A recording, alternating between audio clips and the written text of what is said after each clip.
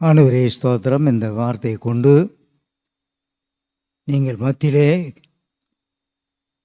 நீர் கிரியை செய்வீராக. இயேசுவின் நாமத்திலே எடுத்து பார்க்கும் நல்ல பிதாவே, எல்லாரும் சேர்ந்து ஆமென்.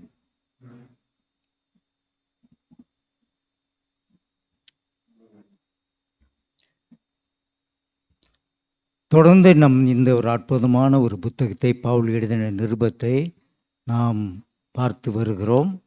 இன்றைக்கு பார்க்க வேண்டிய சத்தியம் பாருங்க. தி ஜூஸ் அண்ட் தி சர்ச்.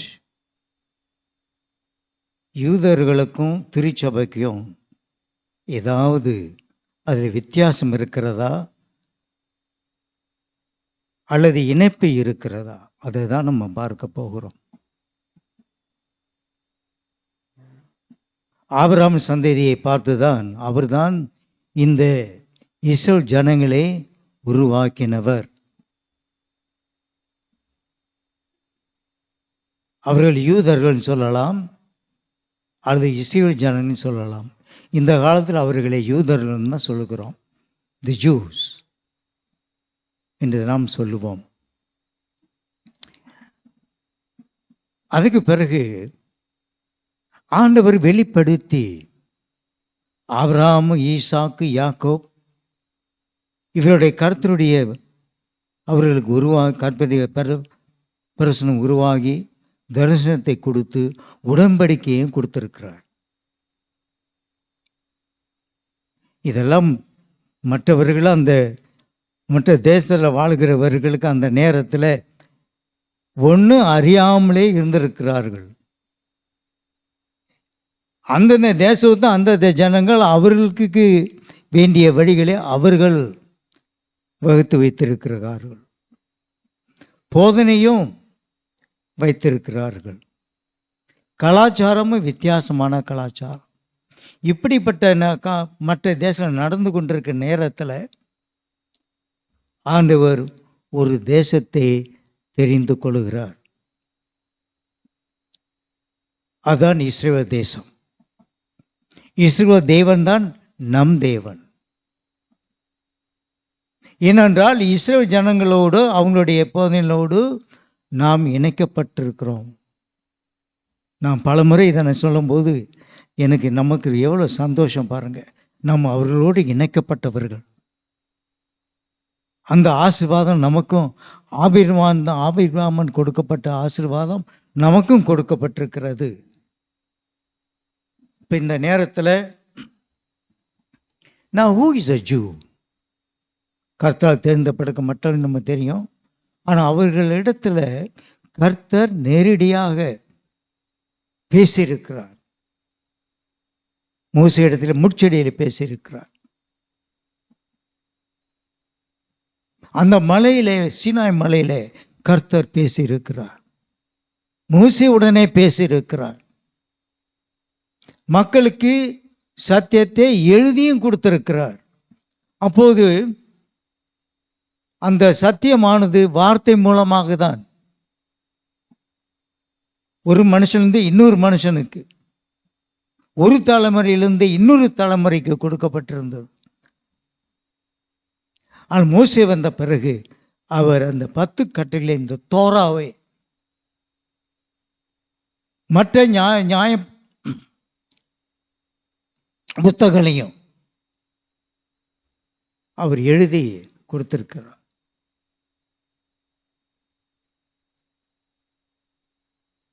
அவரிடத்துல சத்தியம் இருக்கிற உலகம் அந்த நேரத்தில் இருளில் இருக்குது, மறந்துடக்கூடாது. பாருங்க, அந்த குறிப்பிட்ட காலத்தில் உலகமெல்லாம் இருள் அடைந்து போயிருந்திருக்கு. சத்தியத்தை அறியாமல் இருக்கிறார். எல்லாவற்றையும் கண்ணால் பார்க்கிறதெல்லாம் தெய்வமாக்கி வைத்திருக்கிறார். தனக்கு வேண்டிய தெய்வங்களை உருவாக்கி ஒரு இடத்துல நிறுத்தி வைத்திருக்கிறார்கள். இயற்கை சக்திக்கு பயந்து போயிருக்கிறார்கள். அப்படிப்பட்ட ஒரு இருள் சூழ்ந்த காலம். அப்படிப்பட்ட நேரத்தில் இந்த இஸ்ரவேல் ஜனங்கள் வெளிச்சத்தில் நடக்கிறார்கள்.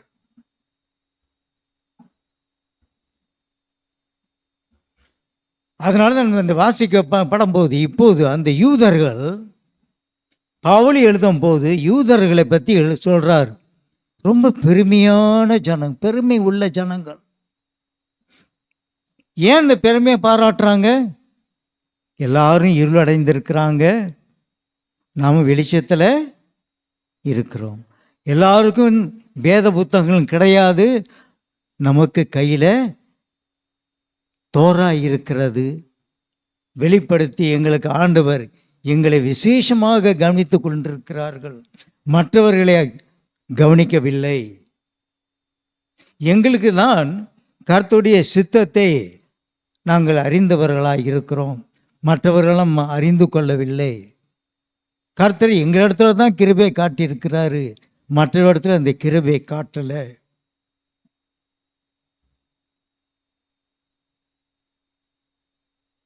And we are instructed in the law. அதனால தான் இப்படிப்பட்ட இன்ஸ்ட்ரக்ஷன் அவங்க பெற்றதுனால புதிய ஏற்பாட்டில் இந்த பரிசேயர், வேதப்பாரர்கள், அந்த மோசே கொடுக்கப்பட்ட சத்தியத்தை அதை ஆழமாக படித்து மக்களுக்கு அந்த நேரத்தில் போதிச்சு கொண்டிருக்கிற காலம் ஆண்டவர் இயேசு இருக்க காலம்.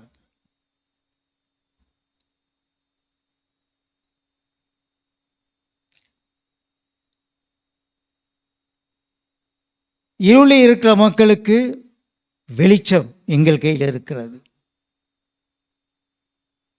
We are the people who are guided by God to the blind. குருடா இருக்கிறவர்கள் நாங்கள் வெளிச்சத்தை கொடுக்க வந்திருக்கிறோம். நம்ம யூதர் மூலமாக தான் இவெல்லாம் சத்தியத்தை அறிந்து கொள்ளுகிறோம் நம்ம நினைக்கிறோம். ஆமாம், உண்மைதான். ஒரு ஜனத்தை உருவாக்கி நம்மளுக்கு வெளிச்சத்தை கொடுக்கும்படி கர்த்தர் கிருபை கொடுத்திருக்கிறார். ஆனால் நாம் போன வாரம் பார்த்தது போல ஆண்டவருக்கு பாதபட்சம் கிடையாது. எல்லா மனுஷரும் படைக்கப்பட்ட ஜனங்களை அவர் எல்லாரும் நேசிக்கிறவராக இருக்கிறார். இந்த இருளில் இருக்கிற மக்கள் மேல் இரக்கம் காட்டியதான் அந்த வெளிச்சத்தை கொண்டு வந்தவர் ஆண்டவர். மோசே இருக்கிற காலத்தில் மக்கள் அவர்கள் தனித்து இருந்தார்கள். அந்த சுத்தி இருக்க மக்கள் சத்தியம் அவர்கள் வணங்குகிற தேவனை பார்த்து அதை அநேக மக்கள் அந்த சத்தியத்தை கேட்டு அவர் வாழ்கிற வாழ்க்கையை பார்த்து ஆண்டவர் ஏற்றுக்கொண்டிருக்கிறார்கள். நமக்கு ஒளியா வந்தவர் யாருங்க? ஆண்டவர் இயேசு. ஆண்டவர் நமக்கு ஒளியா வந்தார், இருளுக்கு இருக்க மக்களுக்கு வெளிச்சத்தை கொண்டு வந்தார். யூதர்கள் பெருமை பாராட்டி கொண்டிருந்தாங்க. ஆனால் ஆண்டவர் இயேசு உலகத்துக்கே ஒளியா வந்தார். அப்போ இந்த தோரா பெருசா அல்லது அவருடைய அவர் கொண்டு வந்த சத்தியம் பெரிதா?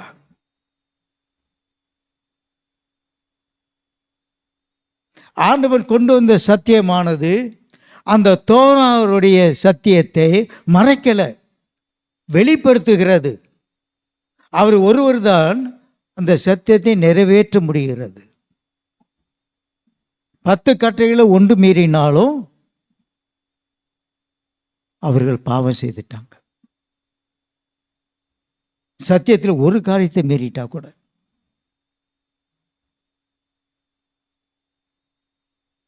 ஆனா நமக்கோ அந்த நியாயப்பிரமாணத்தின் கீழ் நம்ம நடக்கலை. நம்ம நடக்கிறது இப்போது ஆண்டவர் இயேசுவானவர் கொண்டு வந்த வெளிச்சத்தில் கீழ் நாம் நடக்கிறோம். வார்த்தையானது நம்மளுக்கு அந்த அந்த 10 கட்டளைகள், the law kills. அதில் ஒன்று தவறியான நம்ம பாவம் செய்துட்டோம். ஆனால் ஆண்டவர் இயேசு கொண்டு வந்த சத்தியத்தை பார்க்கும்போது ஆவியானவர், ஆண்டவர் கொடுக்கப்பட்ட எல்லா போதனையும் ஆவியானவர் நம்மளுக்கு இதெல்லாம் நிறைவேற்ற உதவி செய்கிறார். So without the Spirit of God in us, we won't be able to fulfill the word of God. அதை நம்ம செய்ய முடியாது. ஆவியானவர் நமக்குள்ளே இருக்கிற ஆவியானவர்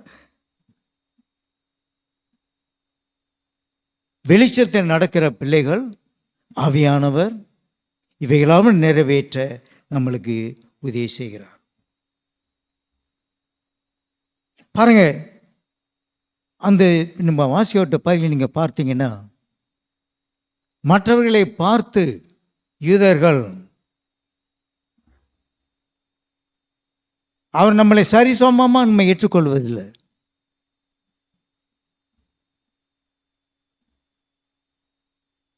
அதை பற்றி நம்ம ரொம்ப அதிகமாக கவலைப்பட மாட்டோம். ஏன் யூதர்கள் நம்மளை ஏற்றுக்கொள்ளலன்னு? இது யூதர்களின் மூலமாக தான் நம்ம சத்தியத்தை நம்ம கேட்டோம். ஆண்டவர் இயேசு ஒரு யூதன்.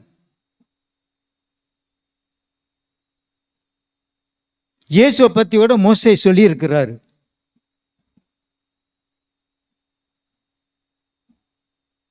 இயேசுவை பற்றி அதை நம்ம இப்போது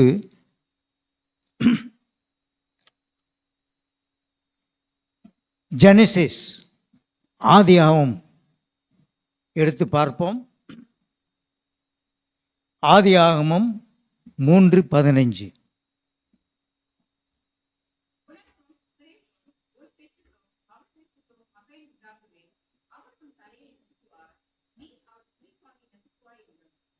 அந்த வசனத்தை பார்க்கும்போது ஆண்டவர் பிசாசன் இடத்துல பேசுகிறார். பாவத்தை கொண்டு வந்தது பிசாசானவன்.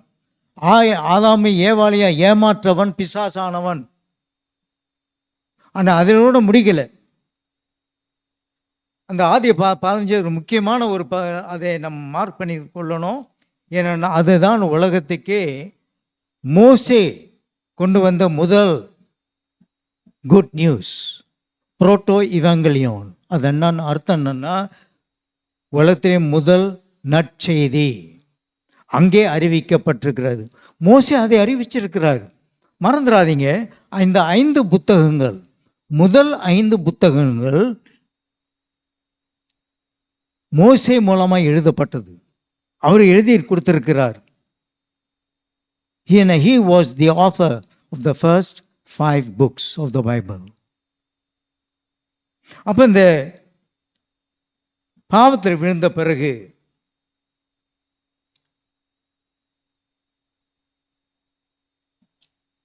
அந்த வசனத்தை 3:15 எடுத்து நம்ம பார்ப்போம். அதில் நற்செய்தியை அதில் இருக்கிறது.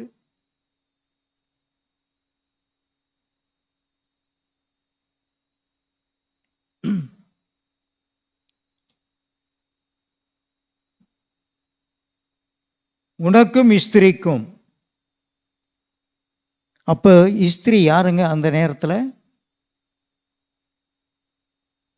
நேரத்தில் ஆண்டவர் பிசாசன் இடத்துல பேசும்போது, பாவத்தில் விழுந்த பிறகு யார் அந்த இஸ்திரி? ஏவாள், மனுஷி.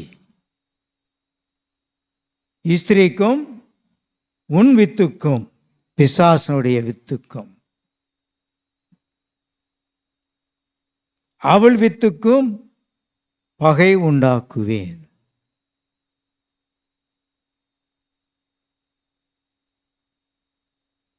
ஆண்டவர் இயேசு அந்த ஏவாளுடைய வித்து மூலமாக வருகிறார்.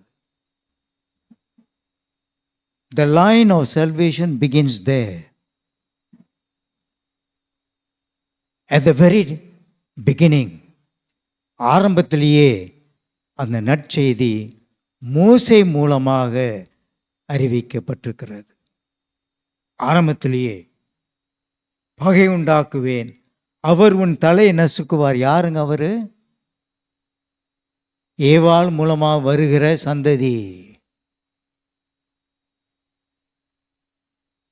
ஆண்டவர் இயேசு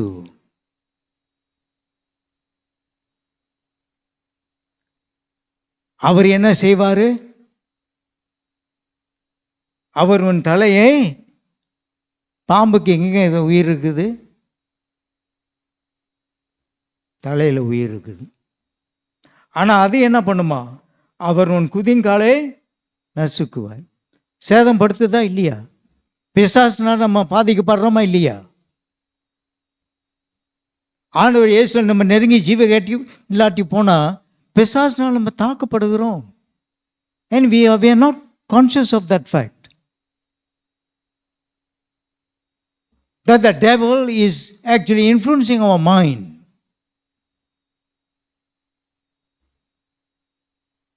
நம்முடைய மனசை கெடுக்கிறவன் பிசாசானவன் அங்கே சொல்லப்பட்டிருக்கிறது.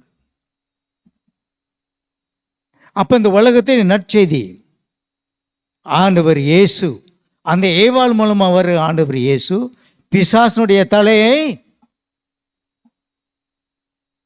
பாருங்க. இப்போது அதே சர்ப்பத்துக்கு தான் உலகமே பயந்து போய் கிடக்குது. அதை தான் வணங்கிக்கிட்டு இருக்குது. அதுக்கு தான் முதல் இடத்தும் கொடுத்து வச்சிருக்குது. அதில் ஒரு ஆவிக்கு பக்கத்திலேயே இருக்கு.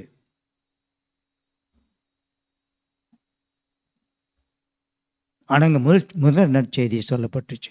அப்போது நம்ம அப்போ யூதர்கள் நினைக்கிறாங்க, எங்களுடைய நியாயப்பிரமாணத்தினால் மற்றவர்களுக்கு நாங்கள்லாம் வெளிச்சத்தில் இருக்கிறோம், நீங்கள்லாம் இருளில் இருக்கிறீங்க. நாங்களாம் ஞானிகளாக இருக்கிறோம், நீங்கள்லாம்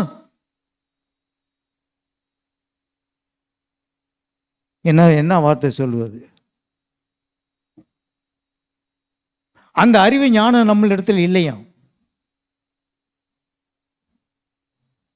அதனால தான் ஆண்டவர் இயேசு இந்த உலகத்தில் ஊழியம் செய்யும்போது அந்த பரிசேயர்களுக்கு என்ன அவருடைய விரோதமான பரிசு எழுந்து வந்தார்கள். ஆண்டவர் இயேசுவை விரோதமாக எழுந்து அவர்களுக்கு வார்த்தை சொன்னார். பரிசேயர்களுக்கு நல்லா யோசிச்சு பாருங்க.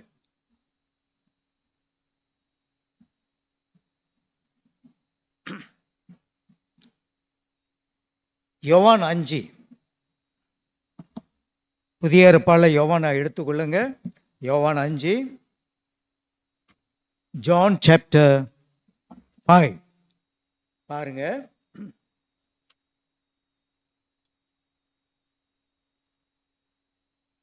அஞ்சாம் அதிகாரம் 45வது வசனமும் 47வது வசனமும். Let's look at John chapter 5 verses 45 to 47.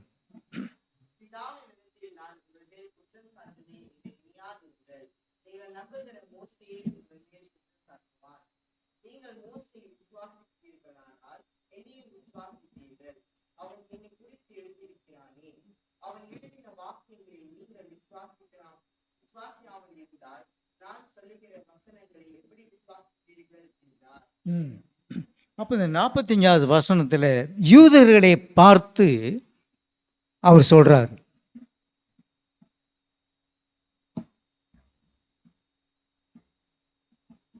பிதாவின் இடத்தில் நான் உங்கள் மேல் குற்றம் சாட்டுவேன்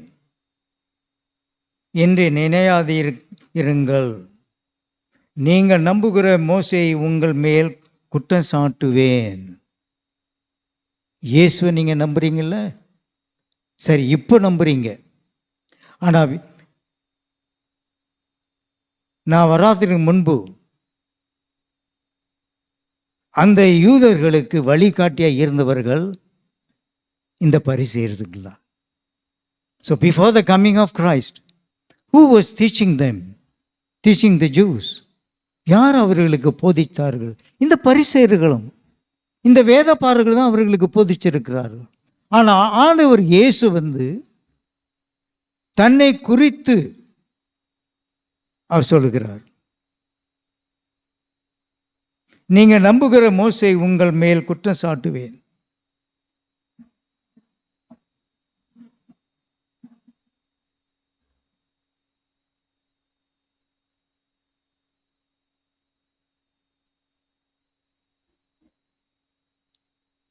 மோசேயே உங்களுக்கு வந்து குற்றம் சாட்டுகிறார். ஏனென்றால் நீங்கள் அவர் மேல் மோசே மூலமாக, அவருடைய போதனை மூலமாக நீங்கள் உங்களுடைய நம்பிக்கை வைத்திருக்கிறீர்கள். Moses accuses you. Your hopes are set on Moses.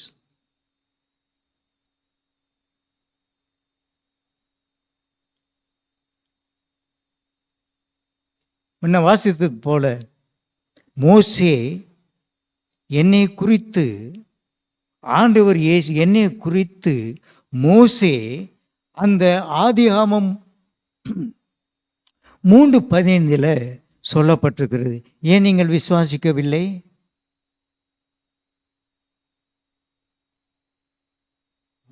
அப்படி இத்தனை தலைமுறைகளாக பிசாசானவன் மனுஷனுடைய இருதயத்தை இருள் அடைஞ்சு வச்சிருக்கிறான், சத்தியத்தை அறியாதபடி வைத்திருக்கிறான்.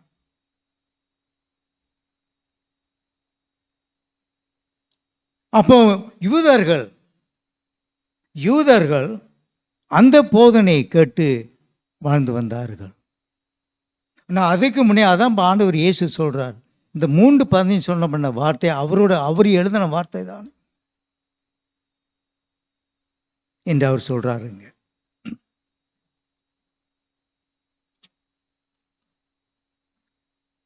நல்லா கவனிக்கணுங்க. நம்மளுக்கு ரட்சிப்பு யார் மூலமாக வந்திருக்கிறது? நியாயப்பிரமாண புஸ்தகத்தை நீங்கள் கடைப்பிடிச்சதுனால தான், அது ஒன்று ஒன்றா நீங்கள் கீழ்ப்படிஞ்சு வந்ததுனால தான் நீங்கள் ரட்சிப்படைஞ்சிருக்கிறீர்களா, அல்லது ஆண்டவர் இயேசு இடத்த வந்ததுனால நீங்கள் ரட்சிப்படைஞ்சிருக்கிறீர்களா? இயேசு இடத்துல வரும்போது, ஏன்னா அவர் மோசே போல அல்ல, அவர் பரலோகத்திலிருந்து பூமிக்கு வந்தவர், இப்போது வலது பார்சத்தில் அமர்ந்திருக்கிறவர்,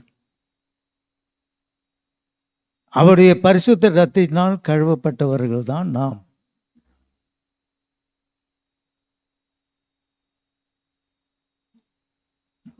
எபிரேயர் 3ஆம் அதிகாரம் எடுத்துக்கொள்ளுங்க. எபிரேயர் 3:1 வசனம் வரைக்கும் அதை ஒருத்தர் வாசிக்கலாம். நீங்க வாசிங்கம்மா.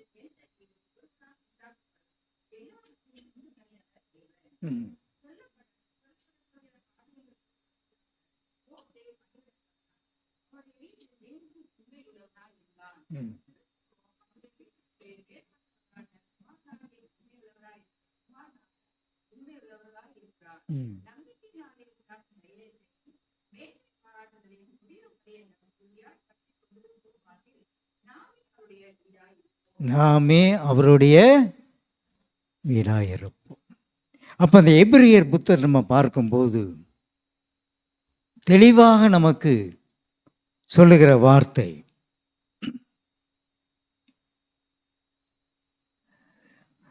மோசே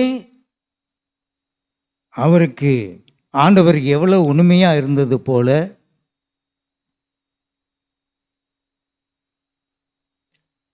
ஆண்டவர் இயேசு பிதாவுக்கு உண்மை உள்ளவராக இருந்தார்.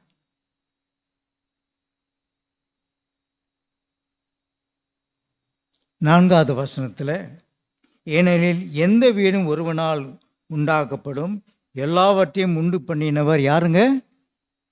தேவன்தான் அது உண்டாக்கி வைத்திருக்கிறார்.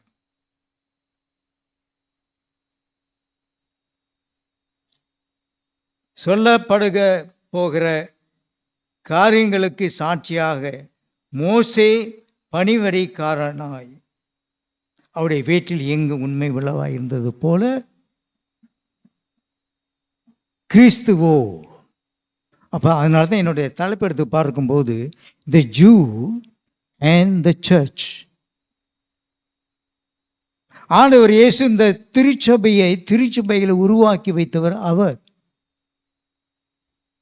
அந்த ரட்சிப்பு ஆனது மோசேயுடைய வார்த்தை மாத்திரமல்ல, இஸ்ரவேல் ஜனங்கள் இந்த வார்த்தையினால் உருவாக்கப்பட்டிருக்கிறார்கள். ஆனால் நாம் எப்படி உருவாக்கப்பட்டிருக்கிறோம்? அதே ஏவாள் மூலமா வருகிற ஆண்டவர் இயேசு கிறிஸ்து மூலமாக உருவாக்கப்பட்டிருக்கிறோம்.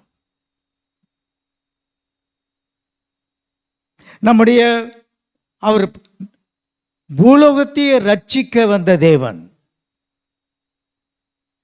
தன்னுடைய இரத்தத்தையே சிந்தி காப்பாற்றின தேவன். ரட்சிப்பு அடைந்த அவரை ஏற்றுக்கொண்டு ரட்சிப்பு அடைந்தவர்கள் தான் திருச்சபை.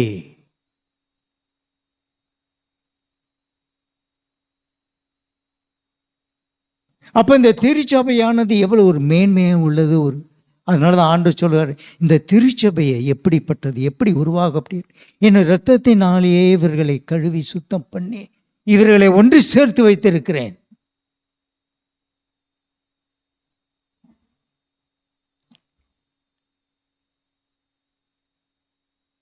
அதனால்தான் திருச்சபையானது மணவாட்டியா இருக்குது.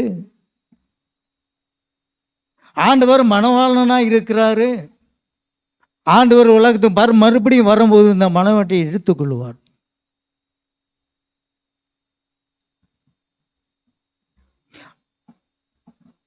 அப்படிப்பட்ட போதை நம்ம கேட்டு நம்ம வந்திருக்கிறோம். இன்னும் அந்த யூதர்கள் அந்த நியாயப்பிரமாண புத்தகத்திலேயே வைத்துக்கிட்டு இதனை ரட்சிப்பு இதில் தான் இருக்கிறது, ரட்சிப்பு இதில் தான் இருக்கிறது. அது ஒரு காலத்தில் நமக்கு பிரயோஜனமாக தான் இருந்துச்சு.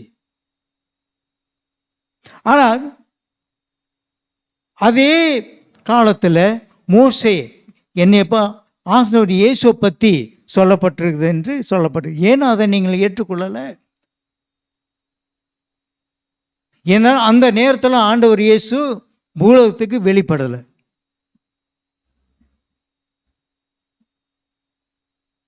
அதனால தான் அவருக்கு இருக்க இஸ்ரேல் ஜனங்கள் இருக்க இடத்துல சுத்தி பெறவங்க ரட்சிப்படைந்தது குறைவு, நியாயப்பிரமாணத்தை ஏற்றுக்கொண்டு வந்தவர்கள் குறைவு. ஏனென்றால் மற்றவர்களை அவர்கள் பார்த்து நாங்கள் இடத்துல தான் வெளிச்சம் இருக்கிறது, மற்றவர்களுக்கு இந்த வெளிச்சம் இல்லை, நம்மெல்லாம்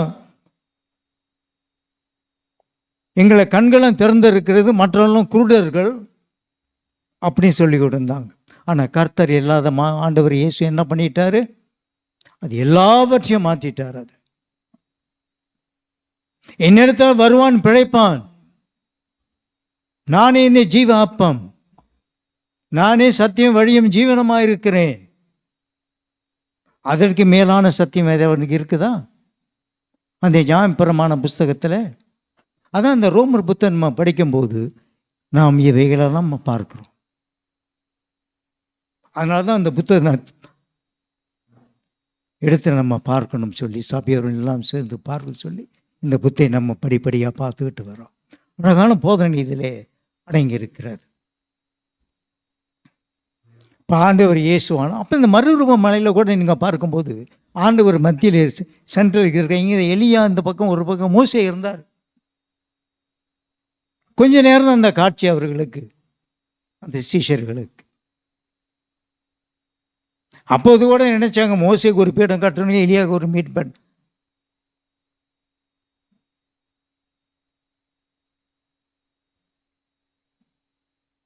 ஆண்டவர் இயேசு ஆண்டவரே இந்த பூலோகத்துக்கு வந்த பிறகு மற்ற எல்லாவற்றையும் ஒதுக்கி வைக்கல. ஏனென்றால் இந்த சத்தியம் நமக்குள்ளே இருந்த இந்த வார்த்தையெல்லாம் பாருங்க, அவர்கள் இந்த வார்த்தையை நம்பி நியாயப்பிரமாணத்தை தான் அவர் படித்து கொண்டு தியானம் பண்ணி கொண்டிருக்கிறார்கள். ஆனால் இப்போதோ நம்ம ஆண்டவர் இயேசு ஏற்று ரட்சிப்படைந்து பரிசுத்த ஆவியானவர், தி ஸ்பிரிட் ஆஃப் காட், பரிசுத்த ஆவியானவர் வந்த பிறகு நம்மளுக்கு வெளிச்சத்தை நம்மளுக்கு கொடுக்கிறார்.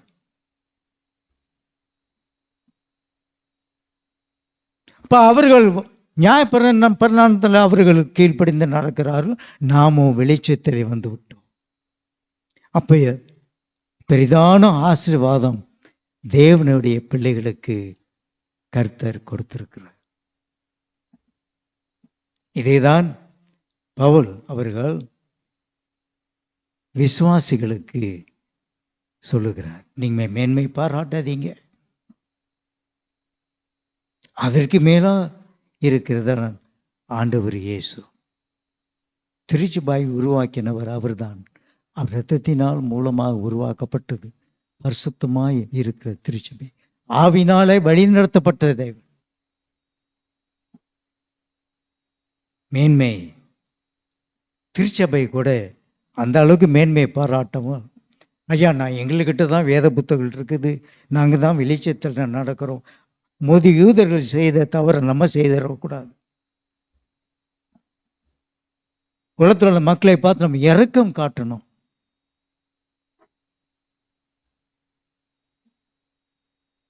அவர்களையும் ரட்சிப்புக்கும் கொண்டு வரணும். அதான் திருச்சபையோடைய நோக்கம். ஜெப செய்வோம். அன்பின் பிதாவே ஸ்தோத்திரம்பா, அந்த நியாயப்பிரமாணத்தை மோசைக்கு கொடுத்தீர். அந்த ஜனங்களின் இந்த நியாயப்பிரமாணத்துக்கு கீழ்ப்படிந்து நடக்கிறவர்களாக இருந்தார்கள். ஆனாலும் அதற்கு மேலாக ஆண்டவர் இயேசுவானவர் பரலோகத்திலிருந்து பூமிக்கு வந்து உலகத்தையே நேசித்து மக்களுக்கு ரட்சிப்பு கொடுத்து ஆவியானவரை அனுப்பி அவரை தேற்றும்படி பலப்படுத்தும்படியாக வைத்திருக்கிறேன்.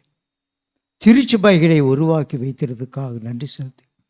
ஆகினால சுவாமி உமக்கு நன்றி செலுத்துகின்றோம், உம்மை போற்றுகிறோம். ஆண்டவரே, எங்கள் மேல் இரக்கம் கொண்டு எங்களை நீர் காப்பாற்றி இருக்கிறேன். அந்த வெளிச்சத்தில் நடக்கிற பிள்ளைகளாக எங்களை உருவாக்கி வைத்திருக்கிறேன்.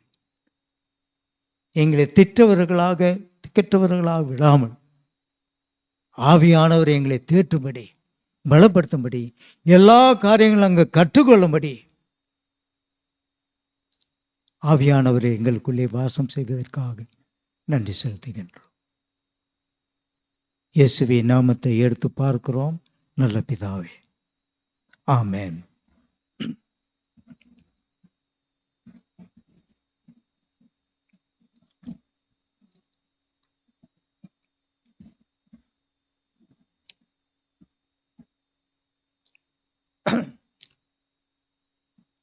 ஒரு 2 நாள் கூட்டத்தில் பத்து பாடல எங்கள் ஒரு ஆசீர்வாதமான ஒரு நேரம் கர்த்தர் எங்களுக்கு கொடுத்தார்.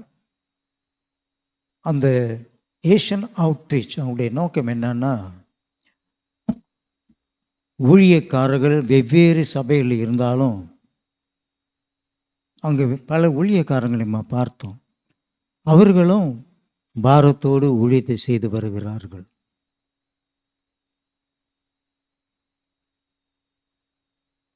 நிர்வாகத்தில் வித்தியாசம் இருந்தாலும் ஆனால் எல்லாருக்கும் ஆண்டவர் ஒரே மனதான் கொடுத்துருக்கிறாரு, ஒரே நோக்கம்தான் கொடுத்துருக்கிறாரு. என்னங்க அந்த நோக்கம்? ஆண்டவர் இயேசுவை வெளிப்படுத்துவதற்கு, ஆண்டவர் இயேசுவை மகிமைப்படுத்துவது. அப்போ இந்த வித்தியாசத்திலையும் ஒற்றுமையை நான் பார்க்கிறேன். அதுதான் we are connected to all the people in the world, to all the believers. நம்ம தனியாக இல்லைங்க, நம்ம இந்த உலகத்தில் எல்லா விசுவாசிகளுடன் நாம் இணைக்கப்பட்டிருக்கிறோம். ஏனென்றால் எல்லா சபைகளும் ஆண்டவர் இயேசு இரத்தத்தினால் கழுவப்பட்டு மக்கள் ரட்சிப்படைந்து தன் ஜீவனை கொடுத்து அவர்களை வைத்திருக்கார். அதனால நம்ம தனியாக இல்லை. கர்த்தருடைய நாமம் பூமியும் எங்கும் இப்போது மகிமை வெட்டுவதற்காக நன்றி செலுத்தும். அது என்னுடைய ஒரு அனுபவம். எத்தனையோ கான்ஃபரன்ஸுக்கு நான் போயிட்டு வந்துட்டேன். அதிகமாக சொல்கிறது என்னன்னா, வார்த்தைகளை நிறைய காரியங்கள் ஊழியக்காரர்கள் கொடுக்கப்பட்ட வார்த்தைகள் இருக்கிறது. எல்லாம் தெரிஞ்ச காரியம்தான். அதில் ஒன்று காரியம் என்ன சொல்கிறாருன்னா, முக்கியமான நான் கொண்டு ஒன்று தான் என் மனசில் பட்டு அவ்வளவும் சொல்லி ஆனால் ஒரு காரியம், character is more than charisma. அது என்ன அர்த்தங்க? கரிஸ்மானா காட்ஸ் கிஃப்ட்ஸ், பரிசுத்த ஆவியினுடைய ஈவு, வரங்கள். பரிசுத்தாவுடைய வரங்கள் ஒரு மனுஷன் முக்கியமா அல்லது அவனுடைய குணம் முக்கியமா? அதான் கேரக்டர். எது முக்கியம் பண்ணி என்னைக்கு?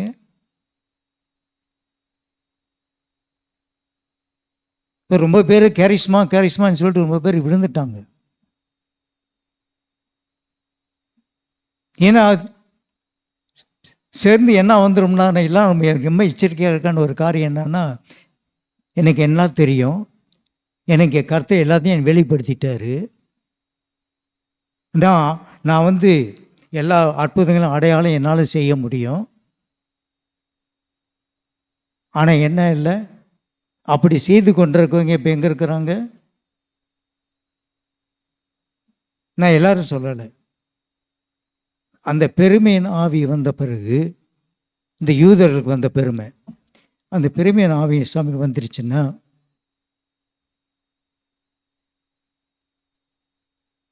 ரொம்ப காலம் நிலைச்சிருக்க முடியாது.